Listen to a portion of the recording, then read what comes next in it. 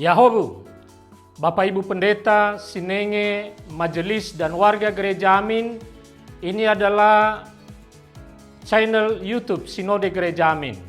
Karena itu, bagi yang mencintai Gereja Amin, tontonlah, subscribe, like, dan bagikan.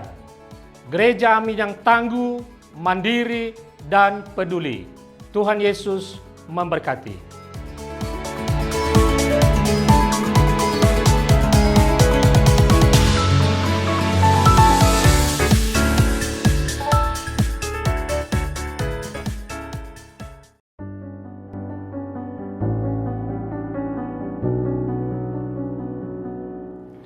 Hai Youth, kembali lagi di dalam Youth for Christ bersama saya Philip Theodorus Sayarang.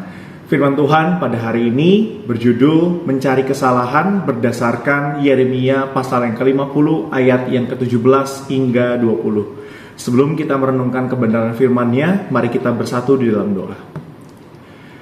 Tuhan, kami bersyukur untuk setiap kebaikan yang boleh kami rasakan hingga saat ini. Kami bersyukur untuk pemeliharaan Tuhan yang selalu ada dan selalu hadir dalam kehidupan kami. Saat ini kami ingin bersama-sama merenungkan kebenaran firman-Mu. Biarlah Engkau yang memimpin waktu ini dan juga memberkati perenungan firman yang akan kami renungkan, supaya kami boleh memahami dan mengerti setiap apa yang menjadi isi hati Tuhan bagi setiap kami. Di dalam nama Tuhan Yesus kami berdoa dan mengucap syukur. Amin. Firman Tuhan berdasarkan Yeremia pasal yang ke-50 ayat yang ke-17 hingga 20. Berbunyi demikian. Israel seperti domba yang dicerai-beraikan, dihalau oleh singa-singa. Mula-mula Raja Asyur memakan dia, dan akhirnya sekarang Nebukadnezar, Raja Babel menggerogoti tulang-tulangnya. Sebab itu beginilah firman Tuhan semesta alam Allah Israel. Sesungguhnya Aku akan menghukum Raja Babel dan negerinya, seperti aku telah menghukum Raja Asyur.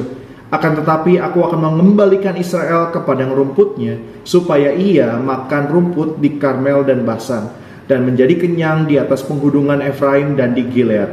Pada waktu itu, di masa itu, demikianlah firman Tuhan.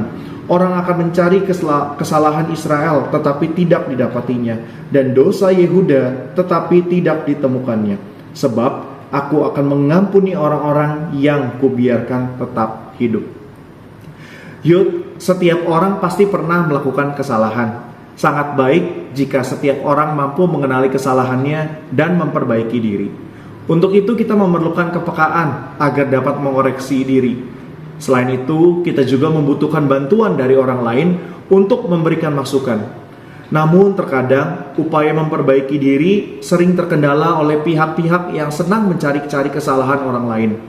Tujuannya bukan menolong memperbaiki diri, melainkan didorong oleh rasa benci, iri hati, keinginan untuk menjatuhkan, atau bahkan mempermalukan.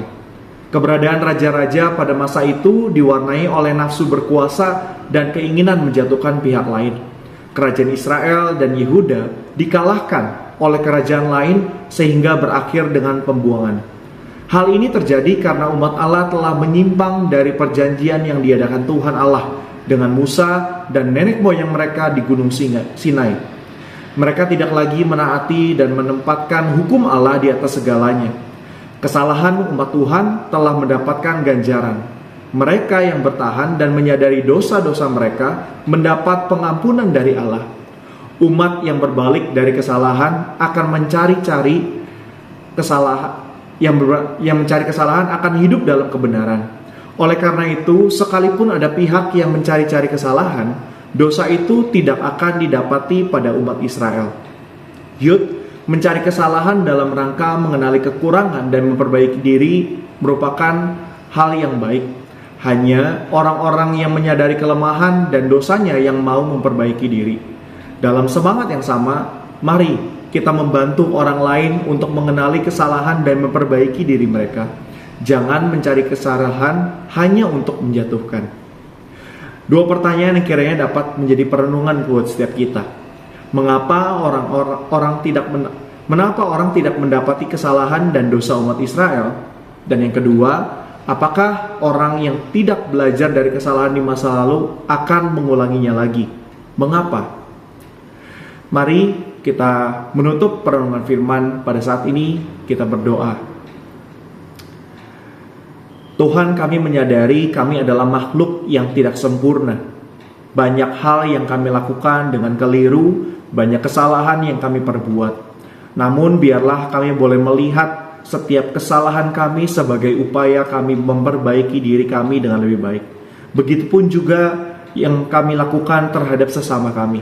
Kami tidak ingin mencari-cari kesalahan orang lain dengan maksud untuk menjatuhkan karena kami benci ataupun dengan hal-hal maksud lainnya.